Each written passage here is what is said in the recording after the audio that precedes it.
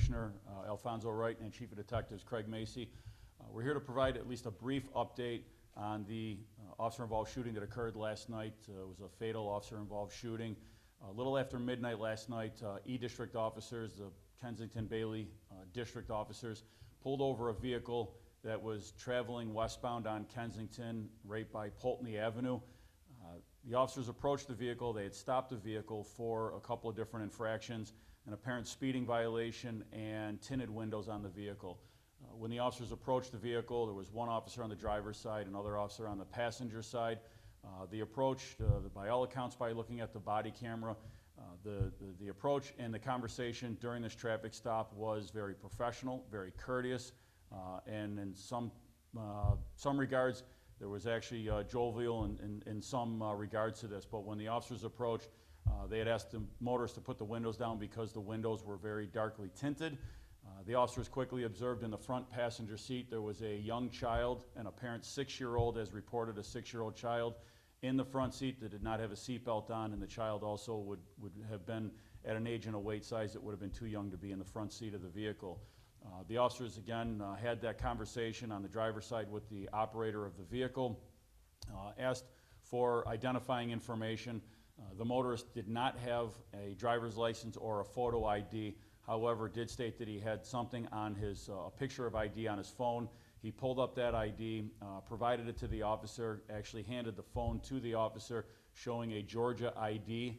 The officer, again, they continued a conversation the entire length of the traffic stop, continued to be very professional, very courteous on both regards between the officer and the motorist and the officer. At some point, this conversation lasted maybe about 3 to 4 minutes. The officer then went back to the patrol vehicle to run information. The passenger police officer remained at the vehicle, at the passenger side of the subject vehicle. The driver officer went back to the car, ran the car computer, ran driver's information for both the state of Georgia and the state of New York, and was unable to come up with a valid driver's license. This process took probably about another 4 minutes. The officer exited the vehicle, went back up, continued a conversation with the driver of the vehicle, explained that he was unable to find a valid driver's license. The driver of the vehicle stated that he did have a license, however, that was unable to be determined. The driver, the police officer, then had asked the driver of the vehicle to step out of the vehicle so that they could work further to try to locate a driver's license. The officer at that point had opened the driver's side car door by opening it from the inside of the vehicle, and the door opened wide. It was opened, appears to be opened fully wide at this point. He had asked the motorist to step out of the vehicle. It appeared at this point that the motorist, again, who was very calm, everything was very calm, it appeared at this point that the motorist was going to step out of the vehicle. The officer had his left arm on top of the door, I'll say holding the door. At this point, without any provocation, without any warning, the driver of the vehicle quickly put the car in drive and accelerated at a very high rate of speed. The officer who had a hold of the top of the door was unable to let go of the door, and at this point was hanging on the side of the vehicle with the door open. The speeds of the vehicle were in excess of 60 miles an hour, traveling about a third of a mile, continuing westbound. At several times in this very quick, short time frame, the officer said, "You're going to kill me, you're going to kill me," was pleading with him to stop.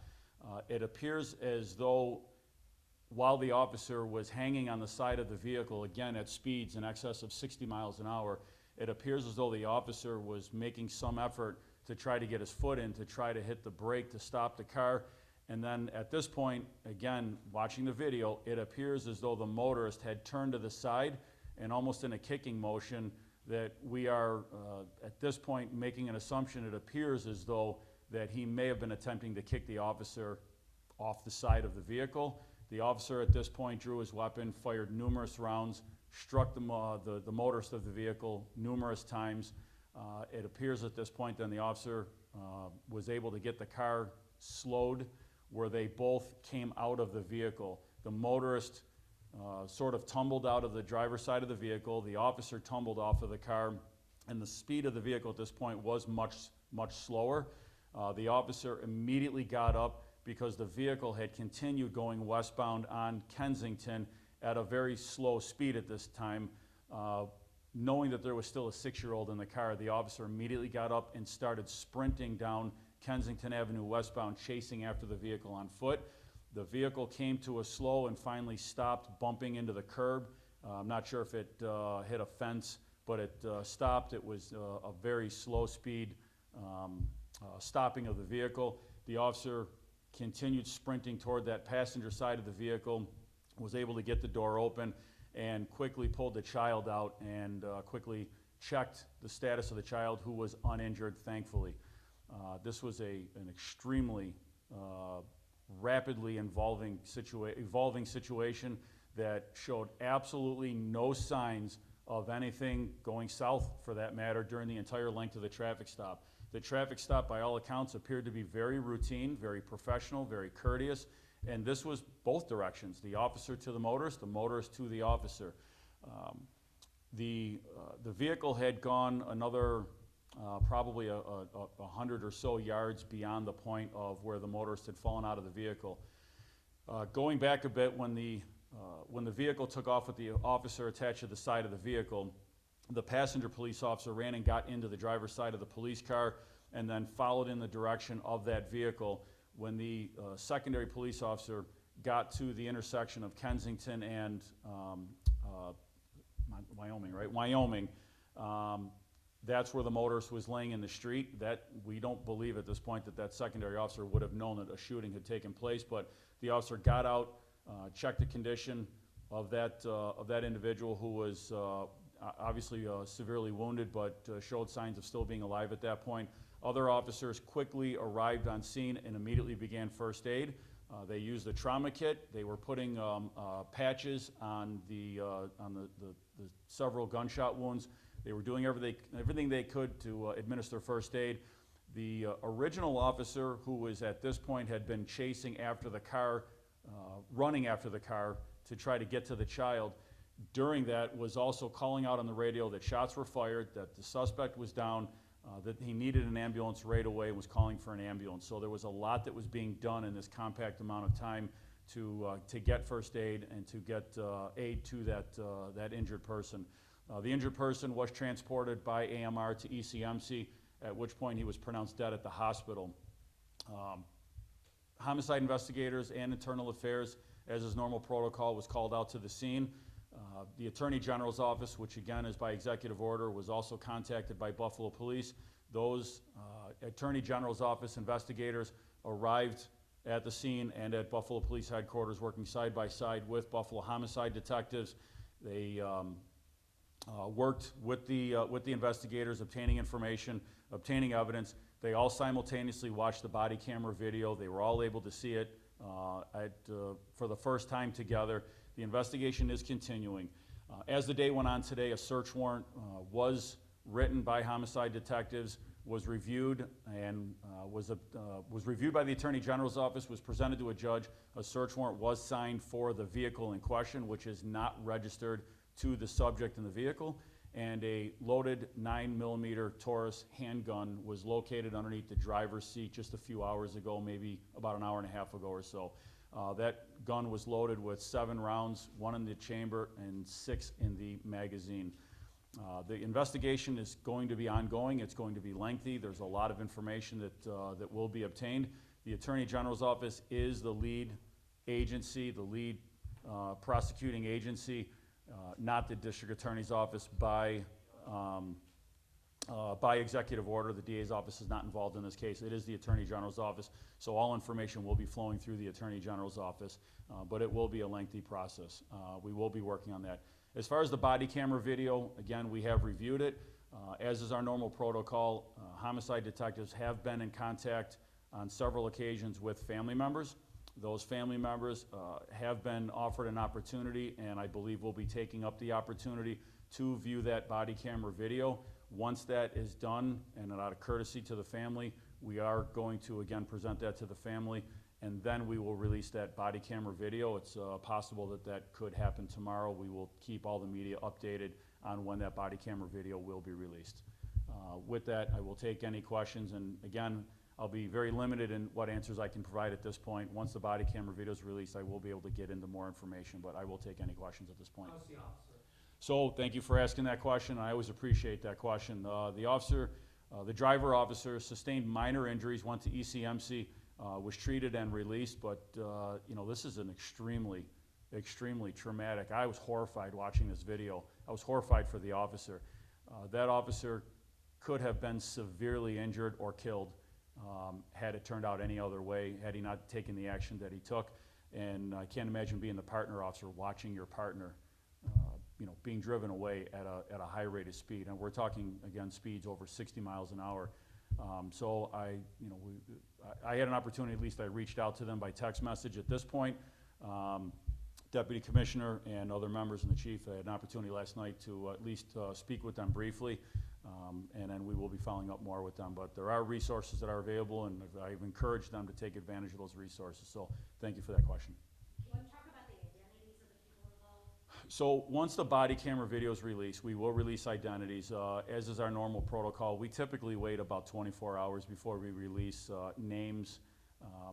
We want to give families an opportunity. I know some of the media has already put out an identity. We did not release that.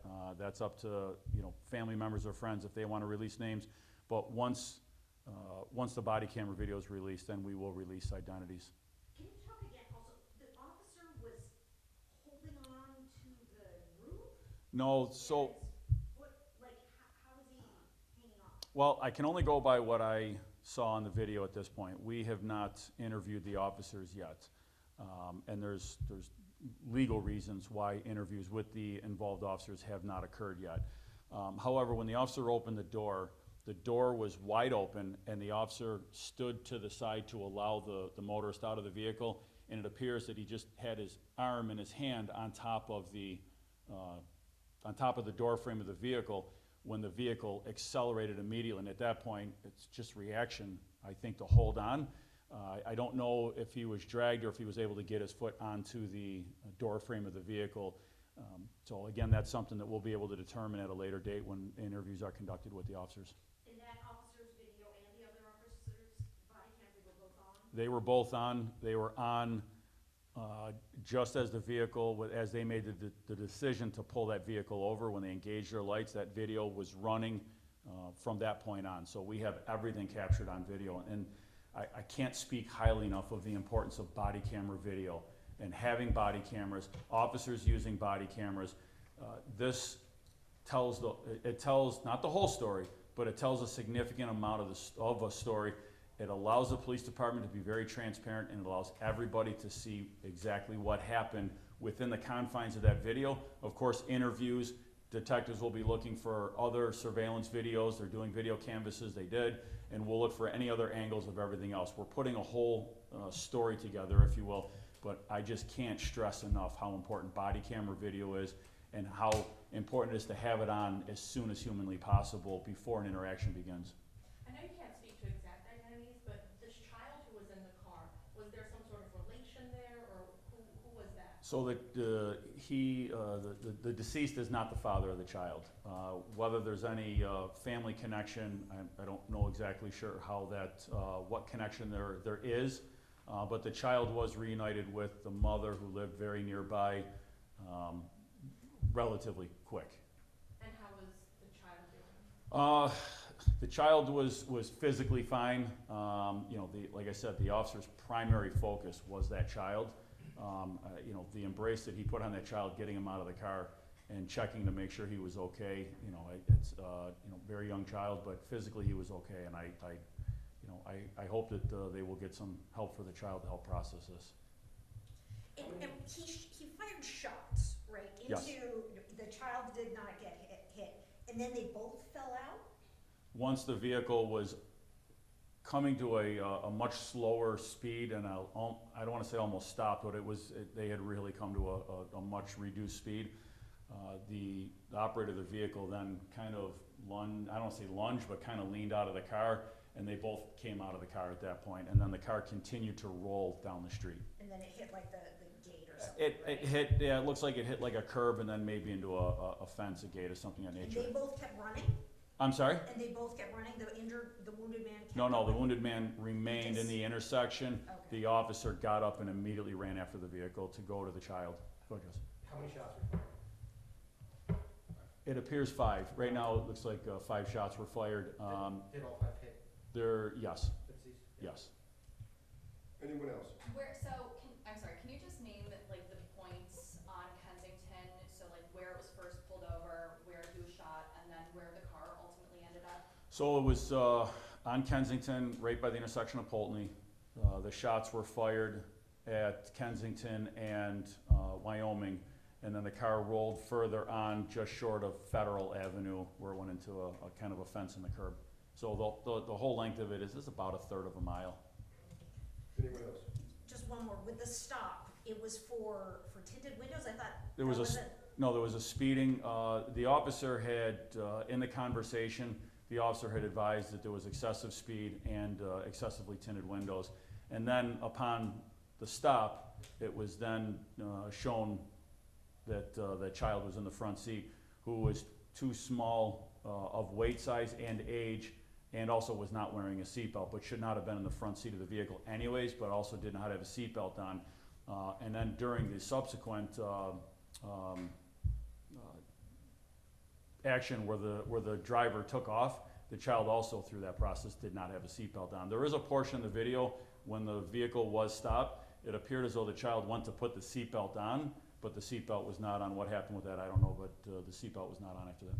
Was an initial citation or related to the officer the excessive speed on Kensington or at a different point, or? That I don't know. So when the body camera came on, these body cameras have a 30-second buffering period. So you have to get, once you activate a body camera, everything from that point on, audio is on. But it goes back and it buffers 30 seconds back. So we can see them operating the police vehicle and driving. When that buffering period ends and the audio comes on, the officer is actually commenting about movement inside the vehicle. When the officer approaches, and again, it could not have been any more professional, cordial, low-key, but he explained to them that it was excessive speed and that there was tinted windows, and the officer had asked the motorist to lower the back windows to see in. The officer immediately observed the young child and said, "Whoa, you know, you can't have a child like that in the front seat of the vehicle, especially without a seatbelt." In terms of time, how long was the officer hanging on to that car while it was moving? That's, I don't know, I didn't calculate, probably, I don't know, 15 seconds, 10 seconds, 50, it was a very short amount of time. The entire time from when the body camera was activated until the conclusion was probably about less than 9 minutes. A little more body camera that went beyond that, but we're talking the entire interaction of about 9 minutes, maybe 8.5, 9 minutes. from the time they stopped. From the time the officer activated the body camera and the motorist pulled over immediately for the lights, when the lights went on the police car. And what time was that? When it stopped? About 12:10 a.m., roughly, give or take. Okay, we good? Is it clear who the car was registered to? Like, We have that information. relation, though? We have all that information. We're not gonna get into, at this point, we're not gonna get into identifying the registered motors, or the registered owner of the vehicle. Like, was it potentially stolen or? It was not stolen. Okay. The vehicle's not stolen, no. All right, thanks, everybody, I appreciate it. All right, thank you.